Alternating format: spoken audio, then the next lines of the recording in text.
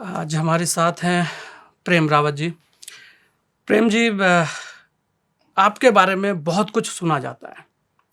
बहुत सारे लोग आपकी चर्चा करते हैं, लेकिन हर कोई ये जानना चाहता है कि वास्तव में प्रेम जी हैं क्या, प्रेम जी चाहते क्या हैं, प्रेम जी का विज़न क्या है और प्रेम जी की जो जर्नी है, जो यात्रा है आपकी, वो कैसे शुरू हुई? सबसे पहले तो आपके सभी श्रोताओं को मेरा हार्दिक नमस्कार।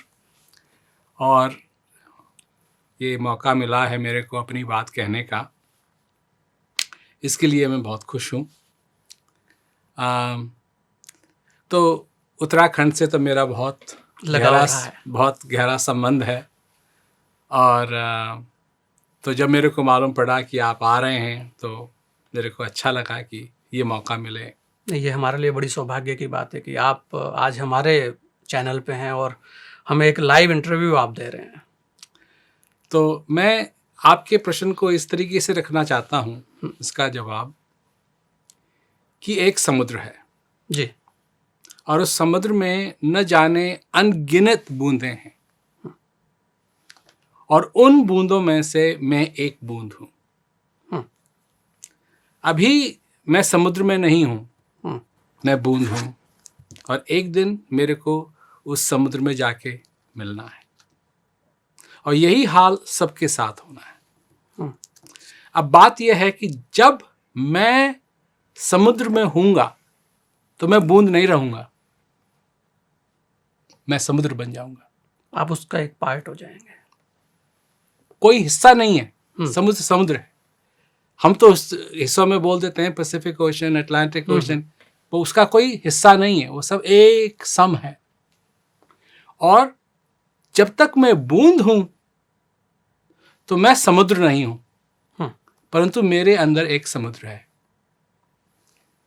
बूंद समाई समुद्र में, ये जाने सब कोय, समुद्र समाया बूंद में, बूझे बिरला कोय। तो ये हाल मेरे साथ ही नहीं है, ये सबके साथ है। और मेरी क्या जर्नी है, कहाँ से मैं चालू हुआ, एक दिन मैं पैदा हुआ, एक दिन मेरे को जाना है। जो कुछ भी मैंने सीखा, जो कुछ भी मैंने समझा, ये अगर मैं आज अपने जीवन के अंदर इसको साक्षात नहीं कर सका तो कब करूँगा? जब मैं समुद्र बन जाऊँगा तो मेरी कोई पर्सनालिटी नहीं रहेगी। भगवान कृष्ण कहते हैं अर्जुन को कि तेरे और मेरे में एक बहुत बड़ा अंतर है, और वो ये अंतर है कि तू अपने पिछले जन्म की बातों को नहीं जानता, भूल गया तू, और मैं जानता हूं। तो मैं भी भूल जाऊंगा मैं कौन था, क्या किया, क्या खाया, क्या पिया, कुछ किया, जो कुछ हुआ सब भूल जाऊंगा। पर एक चीज है, मेरे अंदर एक शांति का भंडार है और उस शांति के भंडार को मैंने समझा, उसका मैंने अपने जीवन में साक्षात्कार किया या नहीं। आप आम खाते हैं, आपको मीठा लगता है, आपको अच्छा लगता है, और देहरादून के आम तो पूछिए मत, तो बहुत ही बढ़िया है। वो बूंद जरा सोचिए, समुद्र से आई, वो समुद्र से उठी, ऊपर गई, बारिश हुई, नीचे गई, आम के पेड़ में आई, मीठी बनी, आपको मीठा लगा, और एक दिन फिर वही बूंद जाके समुद्र में मिल जाएगी। ये समझने की बात है कि क्या ये बूंद किसी को मिठास दे सकती है या कड़वापन। ये संभव है। अगर मैं अपने आप को मिठास दे सका तो मैं औरों को भी मिठास दूंगा। पहले आम किसी और को मिठास बांटे, पहले खुद मीठा होना पड़ेगा, खुद मीठा होना पड़े जी। तो मैं अपने जीवन के अंदर उस शांति का अनुभव करूं तो मैं औरों को भी उस शांति का अनुभव करा सकता हूं। तो ये एक मेरा सफर है इस जिंदगी का, जो कहाँ से चालू हुआ ये तो मेरे को नहीं मालूम, कब पैदा हुआ ये तो मेरे को नहीं मालूम, आज क्या है ये मेरे को मालूम है, और मेरे को ये भी मालूम है कि एक दिन ये नहीं रहेगा। परंतु जब तक मैं जीवित हूँ एक चीज़ संभव है कि मैं कुछ कर सकता हूँ अपने लिए और औरों के लिए। और अगर मेरे पास वो नहीं है, मैं खाली हूँ, तो मैं क्या दूंगा किसी और को। पहले फल आम के पेड़ पे लगता है, फिर कोई उसको खा सकता है। ये बात हम भूल जाते हैं। हम पहले ही चाहते हैं कि किसी और को फल दें, पर कैसे देंगे? जब पहले आम के पेड़ पे फल लगेगा तभी तो कोई उसको खा पाएगा। और ये बात मेरे को समझ में आई, और यही बात की कोशिश कर रहा हूं मैं कि संसार के अंदर मैं लोगों के अंदर ये जागरण पैदा कर सकूं कि शांति का अनुभव वो कर सकते हैं। प्रेम रावत जी, शांति की बात भी की आपने, अध्यात्म की आजकल बात करें तो हर व्यक्ति कंफ्यूज है, समझ नहीं पा रहा है कि शांति का जो रास्ता है वो कहाँ है। तो आपको कैसे लगता है कि इतने सारे लोग जो परेशान हैं, त्रस्त हैं, वो शांत हो सकते हैं, उनको शांति मिल सकती है? सबसे बड़ी बात है जी, ये आपने बहुत अच्छा प्रश्न किया। इसलिए क्योंकि लोग अध्यात्म में ढूंढते हैं शांति को। कोई अध्यात्म में नहीं ढूंढता है, कोई अपनी फैक्ट्री में ढूंढता है। कोई फैक्ट्री में नहीं ढूंढ रहा है, कोई विज्ञान में ढूंढ रहा है। कोई किसी चीज में ढूंढ रहा है और कोई किसी चीज में ढूंढ रहा है, और किसी को मिल नहीं रही है और उससे दूर भाग रहे हैं, उससे दूर जा रहे हैं। चक्कर सबसे बड़ा ये है, और यही मैं लोगों को समझाता हूं कि जो चीज आपके पास है उसको आप काहे के लिए ढूंढ रहे हैं? जो आपके पास है उसको आप क्यों ढूंढ रहे हैं? कहां ढूंढ रहे हैं? कैसे मिलेगी जो आपके पास है? अगर आपके पास नहीं है तो ढूंढिए, और अगर आप किस्मत वाले हुए तो आपको कहीं मिल जाएगी। पर ये तो आपके ही पास है। शांति कभी आपसे दूर थोड़ी थी। जब से आप पैदा हुए और जब तक आप हैं जिंदा, शांति आपके अंदर है। शांति आपका एक हिस्सा है। शांति की चाहत आपका एक हिस्सा है। जैसे श्वास की चाहत आपको है, उसी प्रकार श्वास भी आपके पास है। शांति भी आपके अंदर है, शांति भी आपके पास है। उसको ढूंढिए मत, उसका आनंद लेना शुरू कीजिए, उसको जानना शुरू कीजिए, उसको पहचानना शुरू कीजिए। ढूंढ रहे हैं शांति को। शांति कैसी लगती है? शांति का स्वाद क्या है? शांति का बोझ क्या है? शांति की आवाज क्या है? किसी को मालूम है? बड़े बड़े हैं बोलने वाले, भाषण देने वाले, पर क्या आवाज है शांति की? क्या खुशबू है शांति की? क्या स्वाद है शांति का? शांति मखमल की तरह होती है या कांटों की तरह होती है? फूल की तरह होती है या गर्म पानी की तरह होती है? किसको मालूम? क्यों? क्योंकि शांति का अनुभव किसी ने नहीं किया। शांति की बातें सब करते हैं। बातों से आपको कुछ नहीं पता लगेगा। क्या बातों से आपकी भूख मिट सकती है? कोई आपसे, आप किसी के पास जाएं, आप अपने घर में जाएं और आप किसी से कहें मेरे को भूख लगी है, खाना लाओ। कहा जी खाने की आपको क्या जरूरत है? हम आपको बैठ करके बात बता देते हैं। आपका पेट हलवा हलवा हलवा हलवा हलवा हलवा हलवा, भर गया आपका पेट? नहीं भरेगा। खाने की जरूरत है। जब आप भूखे होंगे और आपको कोई भाषण देने के लिए आए खाने के बारे में, तो आप हो सकता है उस पर गुस्सा हो जाए, उसको पीट दें, क्योंकि आपको भोजन की जरूरत है। जब मनुष्य अपने जीवन के अंदर शांति का अनुभव करना चाहता है तो उसको शांति की जरूरत है, भाषणों की जरूरत नहीं है, कहीं दौड़ने की जरूरत नहीं है। उसके अंदर है, उसको जानना है, उसको पहचानना है और उसका अनुभव करना है। अनुभव करना है। अनुभव, ये एक बहुत बड़ा शब्द है और इस पर बहुत सारे लोग इस अनुभव को लेने के लिए हर जगह जाते हैं। आप के लिए कहा जाता है कि आप विदेशों में भी बहुत भ्रमण करते हैं।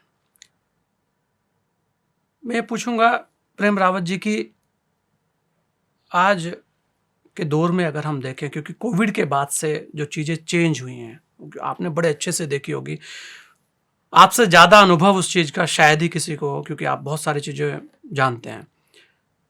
तो एक भारतीय आप हैं, पहले विदेशों में और अपने देश में आपको क्या लगता है कि कौन सी ऐसी चीज़ है जो वास्तव में आज भी आपको कचोटती है कि यार एक कमी मुझे आज भी लगती है?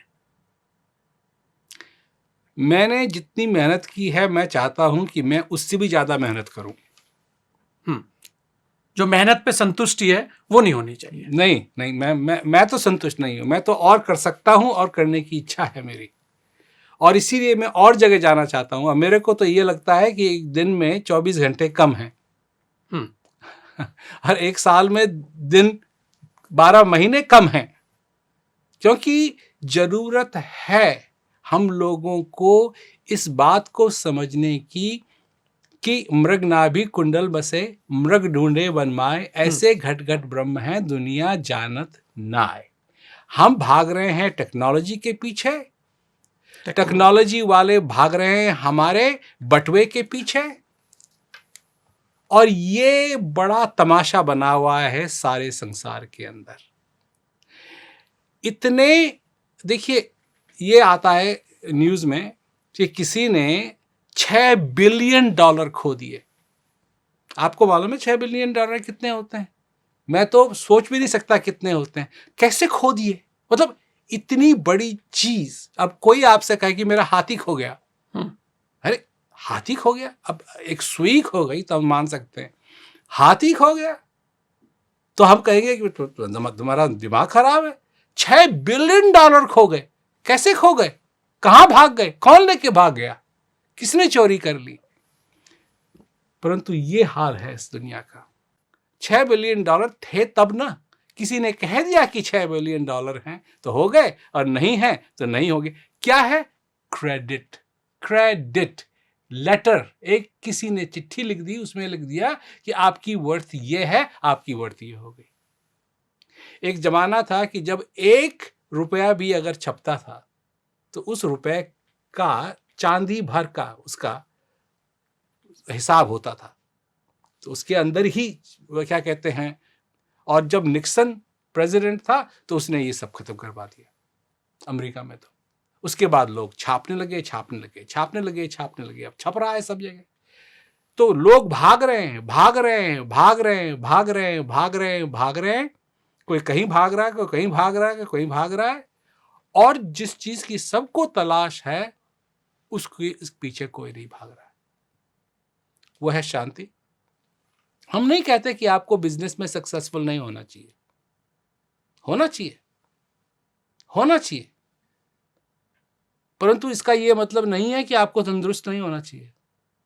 तंदुरुस्त भी होना चाहिए, बिजनेस में भी होना चाहिए। नहीं, किसी डॉक्टर के पास जाएंगे वो तो यही कहेगा बिजनेस में भी करिए परंतु तंदुरुस्त भी रहिए। बावर्ची क्या कहेगा? खाना भी खाइए, बिजनेस भी कीजिए, पर खाना भी खाइए। पानी देने वाला क्या कहेगा? बिजनेस भी कीजिए, पानी भी पीजिए। और हम हैं शांति वाले, तो हम कह रहे हैं बिजनेस भी कीजिए पर शांत में भी रहिए, शांति में भी रहिए, अपने जीवन में इस शांति का अनुभव भी कीजिए। और ये चीज, ये संदेश बहुत जरूरी है, क्योंकि हम टेक्नोलॉजी के पीछे इतने अंधे होके पड़ रहे हैं, और इसका परिणाम अच्छा नहीं निकलेगा। इसका परिणाम अच्छा नहीं लगेगा, क्योंकि ये टेक्नोलॉजी हमको अपने आप से दूर करने वाली टेक्नोलॉजी है। ऐसी कुछ टेक्नोलॉजी होती हैं जो हमको अपने से कांटेक्ट में करें, और एक ऐसी टेक्नोलॉजी होती है जो हमको अपने से ही दूर कर दे। और ये इस टेक्नोलॉजी में हम पड़े हुए हैं। अब जो छोटे छोटे बच्चे हैं उनको देख लीजिए, वो पहले बिना फोन के उनके सिर ऐसा रहता है, इधर उधर देखते रहते हैं, और जब वो फोन आ गया ना हाथ में तो एक तरफ देखते हैं बस। रिश्तों की अहमियत जो थी वो खत्म होते जा रही है। ये शायद इसी टेक्नोलॉजी की देन है। मानवता खत्म होती जा रही है, मानवता खत्म होती जा रही है। कौन रह गया? मनुष्य। मशीन बनते जा रहे हैं। बिल्कुल। और बनाने वाले और चाहते हैं कि आप और लगे इसके पीछे, ताकि उनके बटुए क्या कहते हैं गहरे हो, उनके बटुए फूले, आपका बटुआ कम हो। अब क्या क्या प्राइस लगा दी है चीजों की, क्या क्या कीमत लगा दी है, और लोग देने के लिए तैयार हैं। क्या हो रहा है?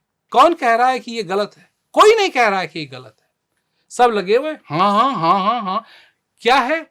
आपके पास नया फोन है, हमारे पास भी नया फोन होना चाहिए। मतलब ये क्या हो गया?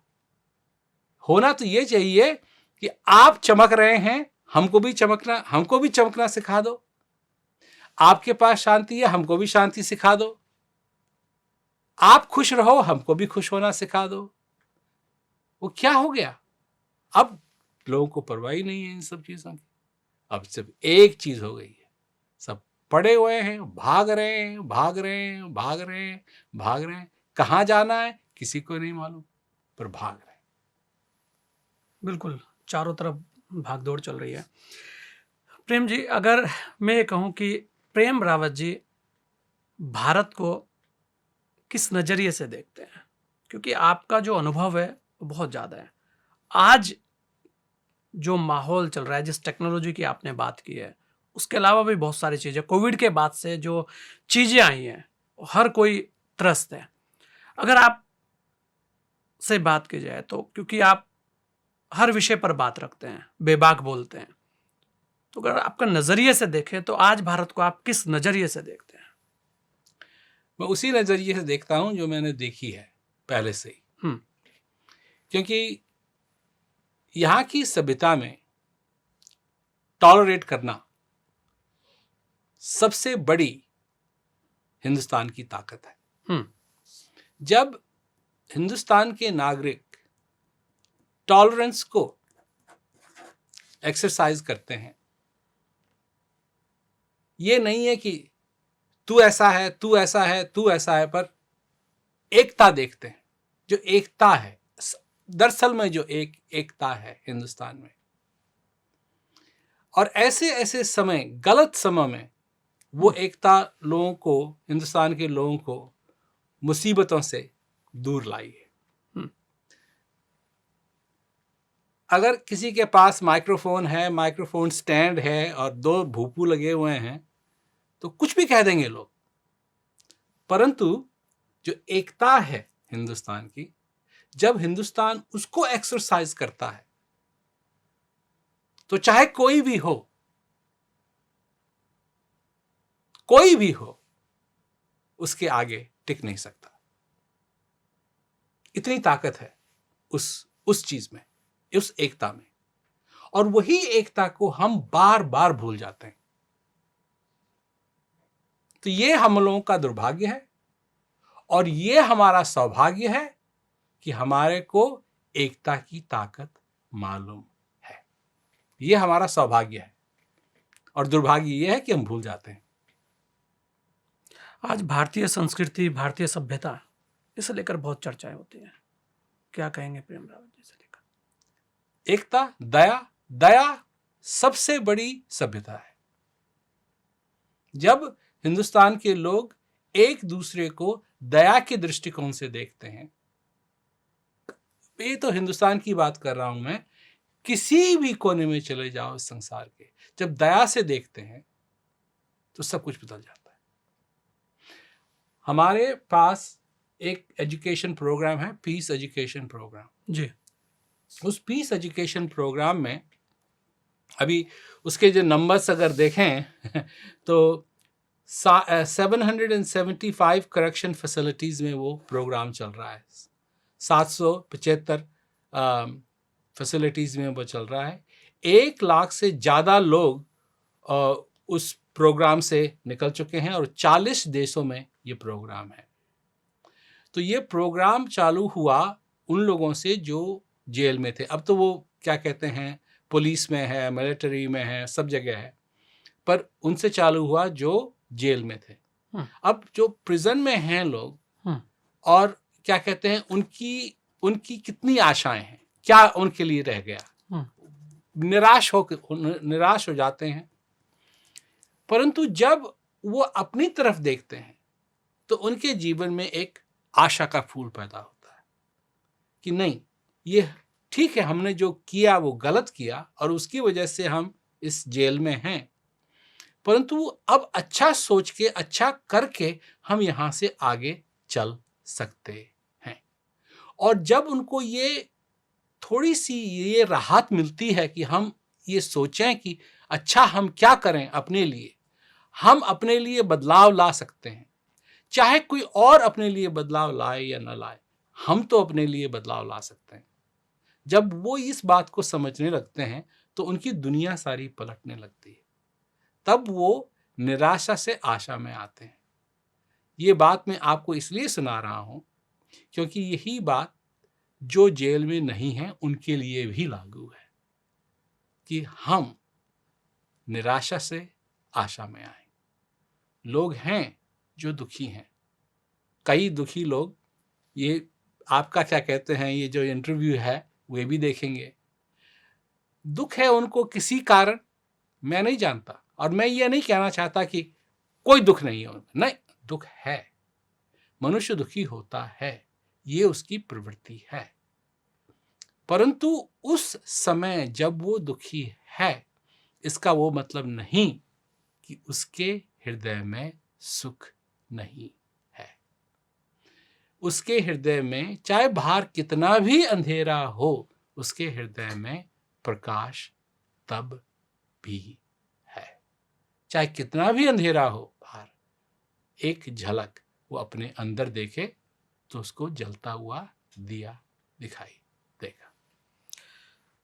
किताबों की बात होती है प्रेम रावत जी, और बड़ी बड़ी किताबें आपने दी हैं। अभी भी सुनने में आ रहा है कि आप एक और किताब देने जा रहे हैं लोगों को। ऐसा क्या है किताबों के अंदर जो वास्तव में आपको लगता है कि लोगों को चाहिए? आज जो भागदौड़ की जिसकी आप बात कर रहे हैं, आज हर कोई भाग रहा है, कहीं ना कहीं भाग रहा है, क्योंकि आपका मिशन पीस को लेकर आपका फोकस ज़्यादा रहता है। आप कहते हैं कि स्वयं की आवाज़ सुनो। आपके जो वक्तव्य हैं, और जब वास्तव में लगता है कि हाँ, कि ये कुछ है, कुछ देना चाह रहे हैं आप, तो वो किताब के जरिए क्या दे पाएंगे? किताब के जरिए क्या लगता है आपको कि ये वास्तव में जो आप लिख रहे हैं ये लोगों के लिए बहुत अहम है और लोग इसको लेंगे, ग्रहण करेंगे इसे? ये किताब मैंने तो बहुत समय पहले कह दिया था मैं कोई किताब नहीं लिखूंगा। अच्छा। क्योंकि मैं समझता था कि किताब लिखने का मतलब है एक दूसरा धर्म कायम कर दिया। तो लोग लेंगे किताब को, पढ़ेंगे, कहेंगे ये है, ये है, ये है, ये है, ये, इसको, इसी को मानो, इसी को समझो, यही है सब कुछ ना। जब तक आदमी अपने अंदर महसूस नहीं करता है किसी चीज़ को, तब तक काम चलेगा नहीं।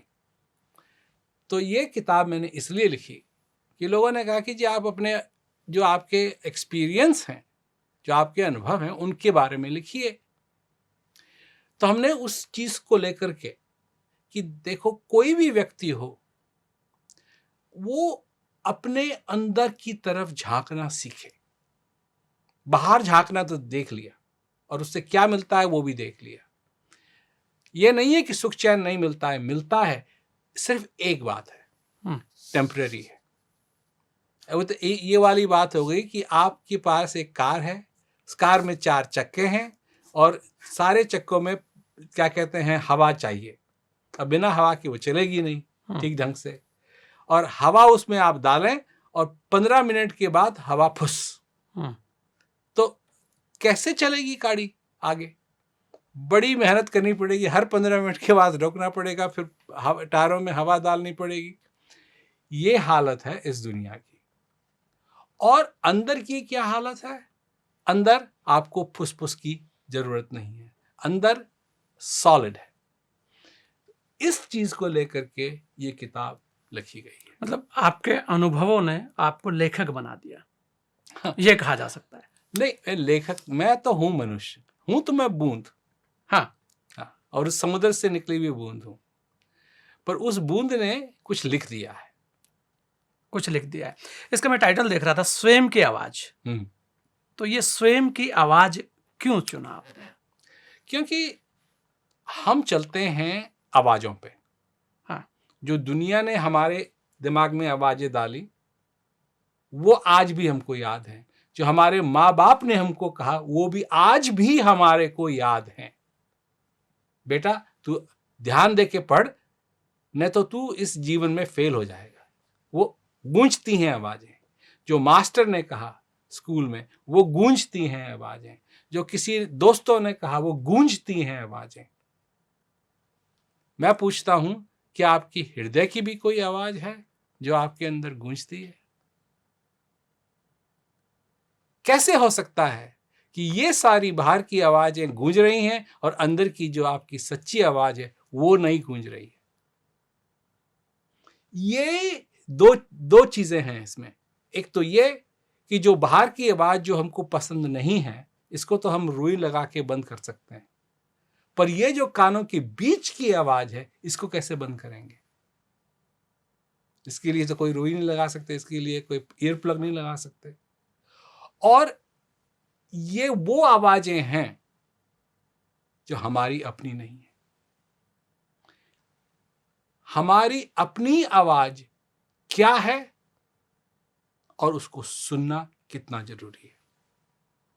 हमारी अपनी आवाज जो हृदय की आवाज है, तो स्वयं की आवाज, इसका ये टाइटल हमने रखा। अब अंग्रेजी में इसका है हियर योरसेल्फ और हिंदी में है स्वयं की आवाज। और भरी इस दुनिया में शांति कैसे पाए? बिल्कुल। तो वो जो शांति है जिसकी बात चल रही है, जिसे ढूंढने के लिए हर कोई परेशान है, तो आपको लगता है कि अगर हम स्वयं की आवाज सुने तो शांति मिल पाएगी? कम से कम शोर तो कम होगा।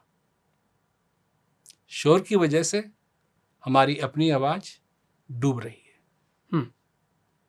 शोर को कम करना सबसे बड़ी कला है। जब वो शोर बंद होगा तब हमको अपनी आवाज सुनाई देगी। हमारा हृदय क्या चाहता है? क्या चाहता है ये बूंद समुद्र से मिलने से पहले? क्या ये आम की मिठास, लीची की मिठास, नींबू की चटपटाहट, या किसी भूखे को, प्यासे को एक बूंद पानी? क्योंकि एक दिन इस बूंद ने समुद्र के साथ मिल जाना है। जो कुछ करना है वो अब करो। मानुष जन्म अनमोल रे, माटी में ना रोल रे, अब तो मिला है फिर ना मिलेगा, कभी नहीं, कभी नहीं, कभी नहीं। प्रेम रावत जी, क्योंकि लीची की बात हुई है, जब लीची आई तो उत्तराखंड का कहीं ना कहीं एक दर्शन होता है कि चलिए देहरादून की बात कर लें। उत्तराखंड की, क्योंकि आपने कहा कि मेरा बड़ा लगाव उत्तराखंड से रहा है, उत्तराखंड को लेकर बहुत सारी आज भी बातें कही जाती है कि उत्तराखंड में पलायन बहुत होता है, उत्तराखंड का पहाड़, उत्तराखंड की जवानी, उत्तराखंड का पानी काम नहीं आता है। ये सारी चीज़ें आपने भी सुनी हैं और आपने उत्तराखंड को बहुत कुछ दिया भी है, बहुत कुछ मदद भी की है, ये सब जानते हैं। अगर आज के दौर की हम बात करें, आज भी हम वही चीज़ सुनते हैं कि पलायन, पानी, जवानी, पहाड़, ये किसी काम का नहीं है। तो प्रेम रावत जी से हम ये चाहेंगे कि उस पर भी उत्तराखंड को लेकर कुछ कहें।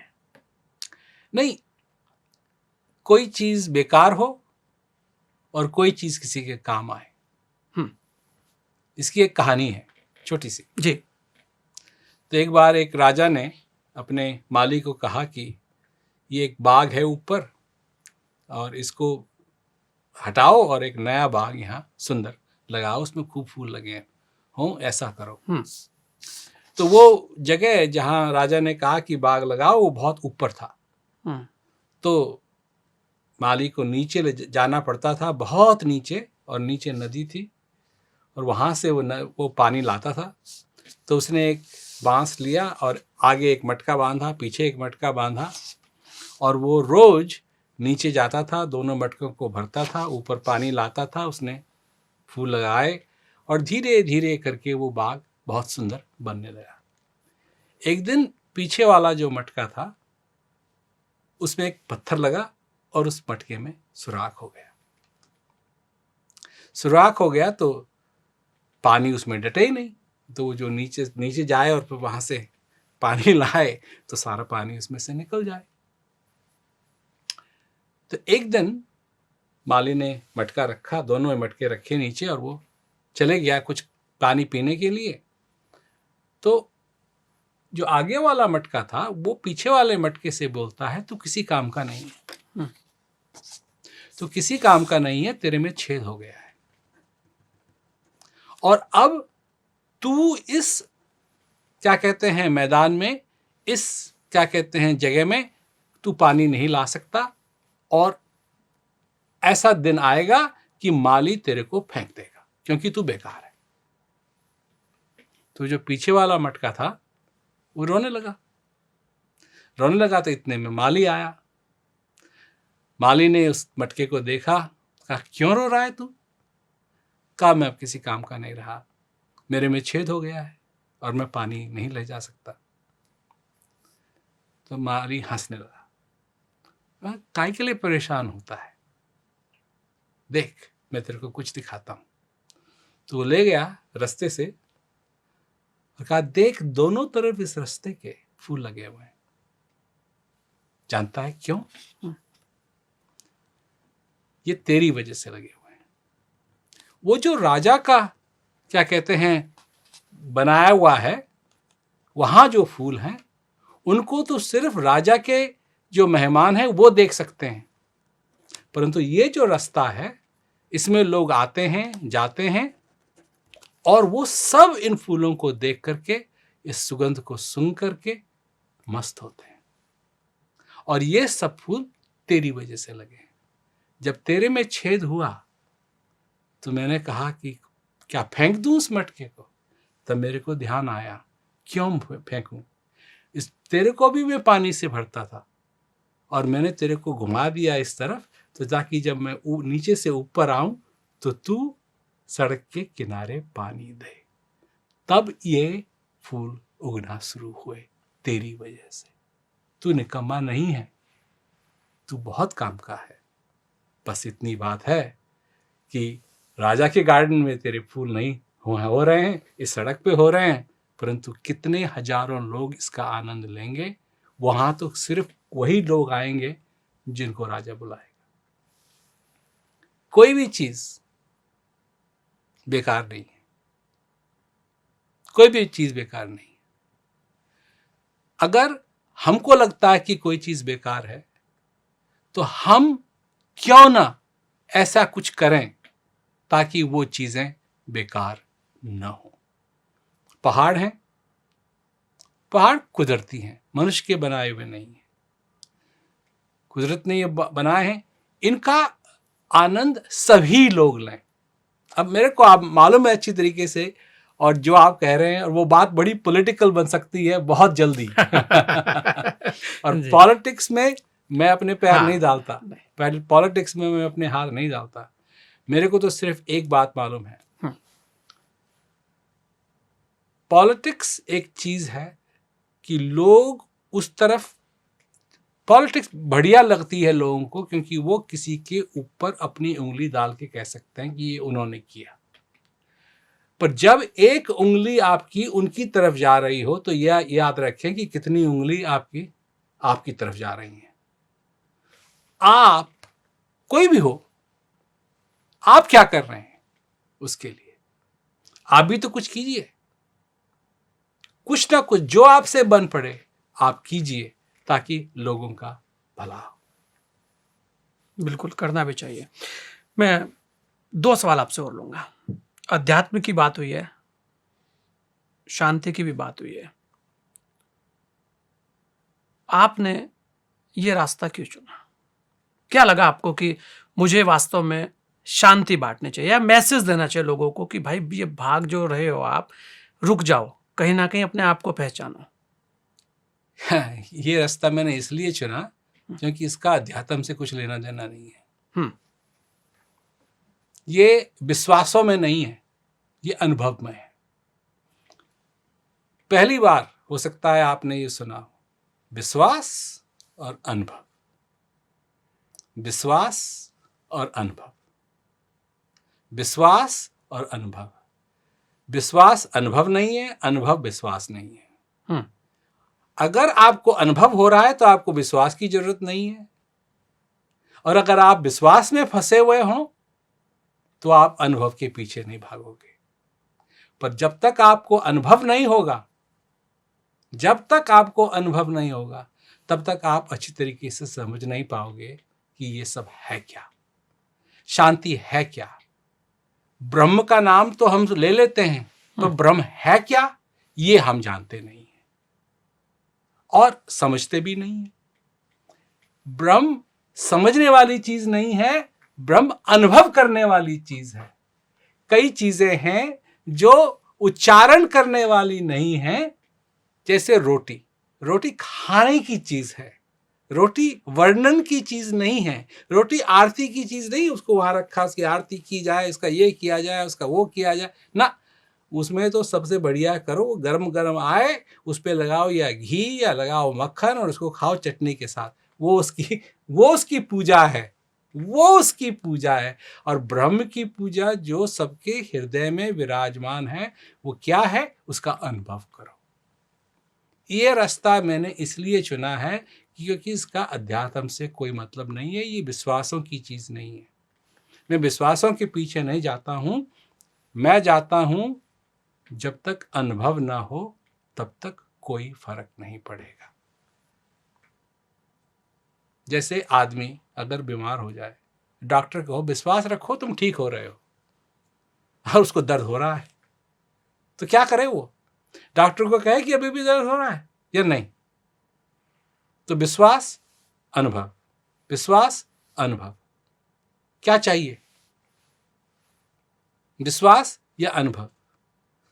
अगर आपका बैंक कहे चिंता मत की, आपको बैंक की जरूरत नहीं है, आपको क्या कहते हैं बैलेंस की जरूरत नहीं है, आपको ये विश्वास रखिए आपका पैसा सब ठीक है।